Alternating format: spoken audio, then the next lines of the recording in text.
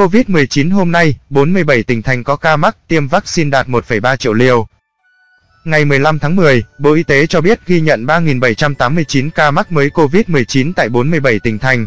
Số vaccine tiêm trong ngày đạt hơn 1,3 triệu liều, Bộ Y tế yêu cầu đẩy tiến độ tiêm, phải đạt 2 triệu liều ngày. Tính từ 17 giờ ngày 14 tháng 10 đến 17 giờ ngày 15 tháng 10, trên hệ thống quốc gia quản lý ca bệnh COVID-19 ghi nhận 3.797 ca nhiễm mới, trong đó 8 ca nhập cảnh và 3.789 ca ghi nhận trong nước, tăng 701 ca so với ngày trước đó tại 47 tỉnh, thành phố.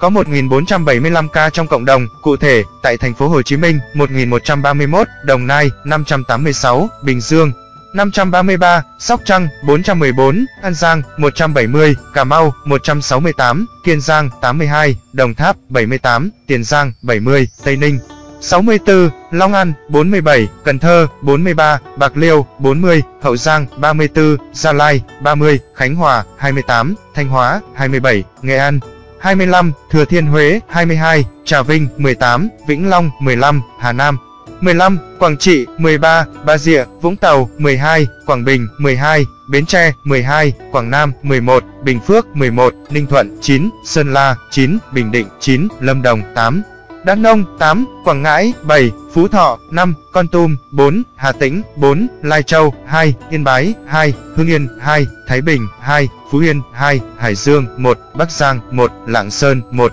Lào Cai, 1, Hà Nội, 1. Trung bình số ca nhiễm mới trong nước ghi nhận trong 7 ngày qua là 3.559 ca ngày. Như vậy, kể từ đầu dịch đến nay, Việt Nam có 857.639 ca nhiễm, đứng thứ 40 phần 223 quốc gia và vùng lãnh thổ.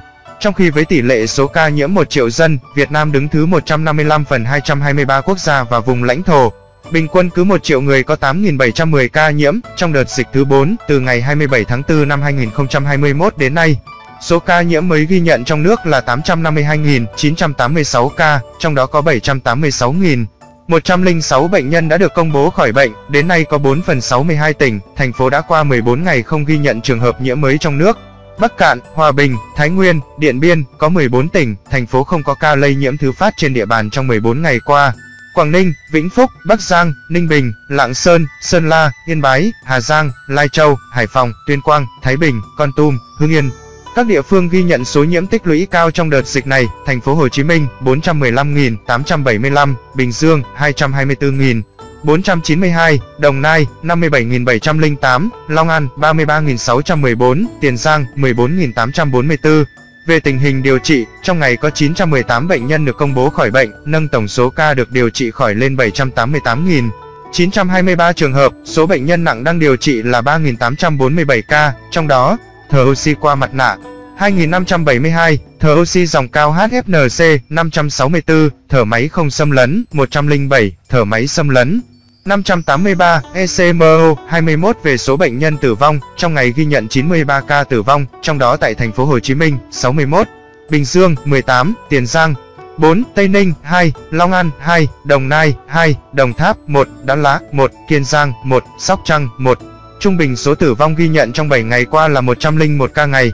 Tổng số ca tử vong do COVID-19 tại Việt Nam tính đến nay là 21.043 ca, chiếm tỷ lệ 2,4% so với tổng số ca nhiễm. So với thế giới, tổng số ca tử vong Việt Nam xếp thứ 34 phần 223 quốc gia và vùng lãnh thổ. Số ca tử vong trên 1 triệu dân xếp thứ 134 phần 223 quốc gia và vùng lãnh thổ. So với châu Á, tổng số ca tử vong Việt Nam xếp thứ 10 phần 49 quốc gia và vùng lãnh thổ. Số ca tử vong trên 1 triệu dân xếp thứ 29 phần 49 quốc gia và vùng lãnh thổ.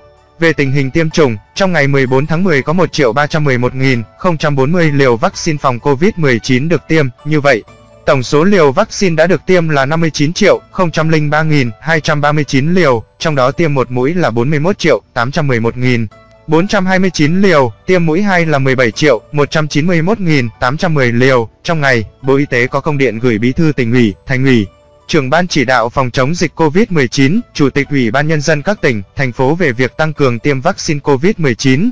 Từ đầu tháng 10 đến nay, trung bình mỗi ngày cả nước tiêm được khoảng 1,1 đến 1,1 triệu liều. Trong tháng 10 vaccine sẽ tiếp tục về Việt Nam. Vì thế, để đảm bảo sử dụng vaccine nhanh chóng, hiệu quả, tăng nhanh diện bao phủ để từng bước chuyển sang trạng thái bình thường mới, Bộ Y tế yêu cầu cần đảm bảo tiến độ tiêm chủng mỗi ngày đạt ít nhất 2 triệu liều.